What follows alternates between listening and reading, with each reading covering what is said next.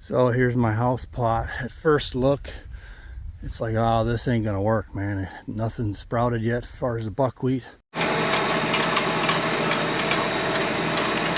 But if you look closer, this was the worst field, you know, so the mat was probably 3-4 inches thick. But we do have some germination. I was telling Sharon about these rows, and there's one right there. And they are coming up. There's a patch of them over here that have pushed their way through already. I'll show you that. There, anywhere where it's exposed like a critter dug in there, let's look at all them buckwheats coming up. This was a little too thick.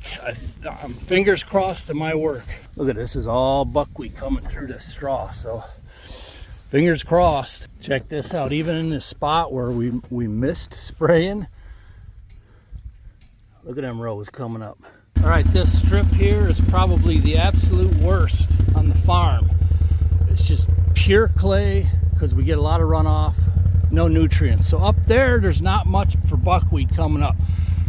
But in these middle rows here where I scratched it, you know, accidentally too deep, now here you can see rows all the way down. Okay, so that was my last update over a week ago. Let's get a current one now. Sharon's going to take a ride around the farm. It's June 18th. So the buckwheat update we're going to see here in a minute is from literally today. So let's check it out. It looks good. I'm wondering if the deer are going to eat us out of house and home or not. So, I mean, there's going to be a lot of open patches. Can get this past the deer. Bill was saying one of his clients, he put buckwheat in for him, and it's just devoured. It's just all nipped off by the deer.